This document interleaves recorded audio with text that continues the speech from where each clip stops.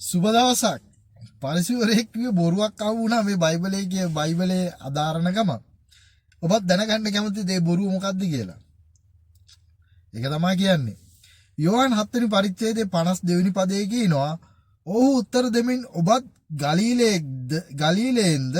ගලීලයෙන් අනාගත වත්රු කෙනෙක් නොනැගිටින බව සොයා බලන්නයි ඔහුට කිව්වෝය. මේ මුළු 7 වෙනි පරිච්ඡේදෙම ඔබ කියවලා බලනකොට ඔබට තේරෙයි දෙවියන් වහන්සේ කියලා තිනවා ජීවනදායක වතුර මම කියලා එතන සඳහන් කරනවා. ඊළඟට 6 වෙනි පරිච්ඡේදයේ යනකොට 5000කට කන්න දෙනවා.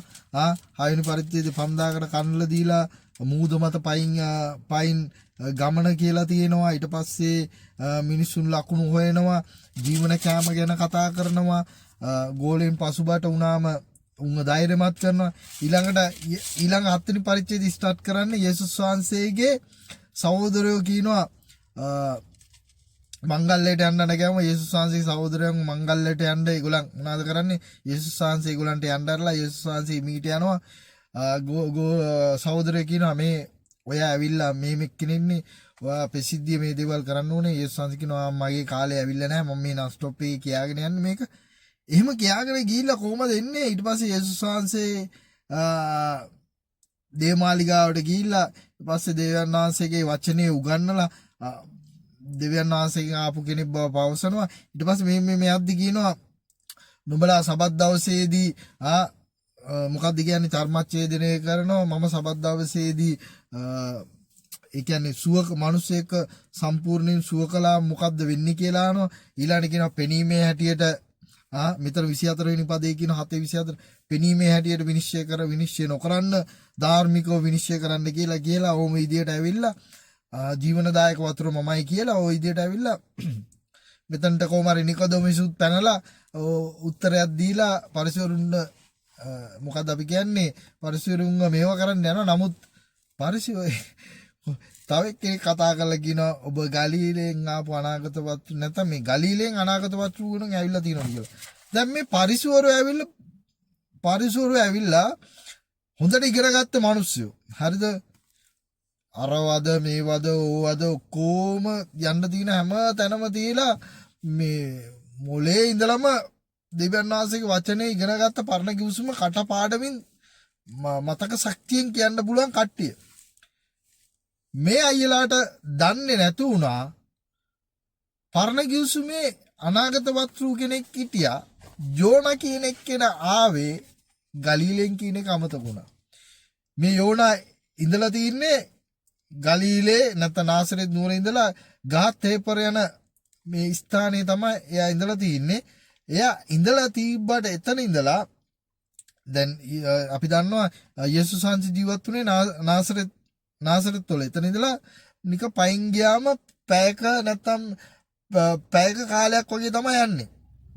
හරිද? පැයක කාලයක් වගේ තමයි යන්නේ පයින් ගියා නම්. ඒතකොට වාහනේ ගියා නම් කොහොමද කියලා ඉතේ ගන්නකො. ඉතින් මේ දේ යෝනා ඉපදුනේ දවස් යෝනා කොහෙන්ද ආවේ කියන එකක්වත් දන්නේ නැහැ. යේසුස් වහන්සේ යෝනාගේ සෝන පවා තිබ්බේ ඒ ගලීලේ. යේසුස් වහන්සේට පයින් යන්න පුළුවන් වූ දුර ප්‍රමාණයක තමයි තිබ්බේ.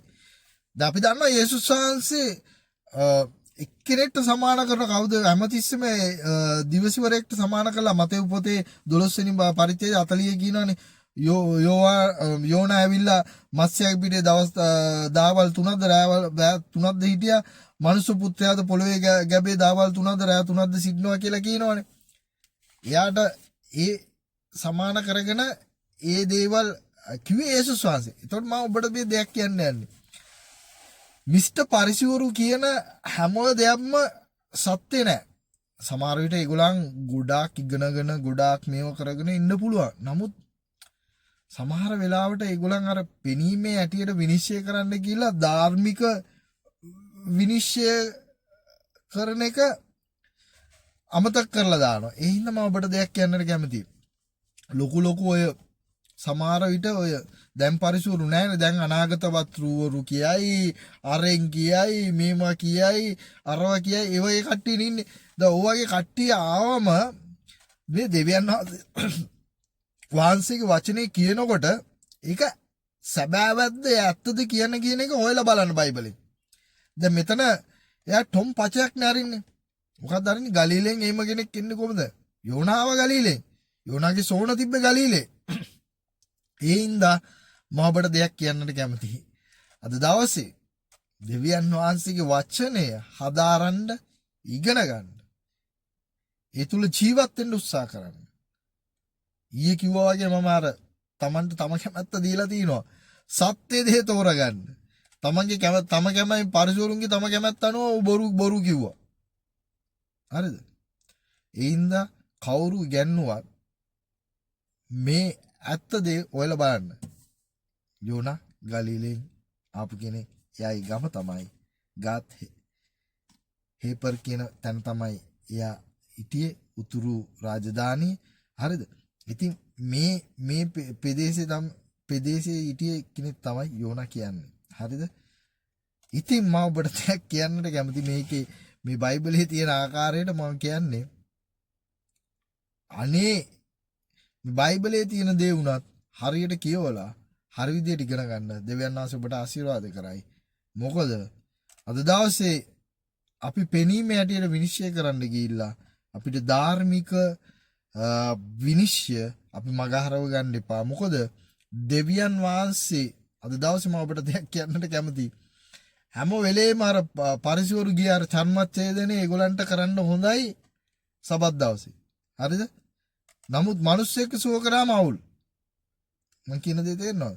ඒකින්ද සමහර ඓතිහාසික තොරතුරු බව උන්ට මතක නැති වුණා මේ ගහන්න ගියේ යේසුස් වහන්සේ වැඩිකාරයෙක් කියලා පෙන්වන්න ගියේ තැනදී. අද දවසේ මම ඔබට දෙයක් කියන්න. දෙවියන් වහන්සේ වචනය වාක්‍යානු වැරදි කියලා කාටවත් පෙන්වන්න බෑ. වාක්‍යානු කියන්නේ වචනය.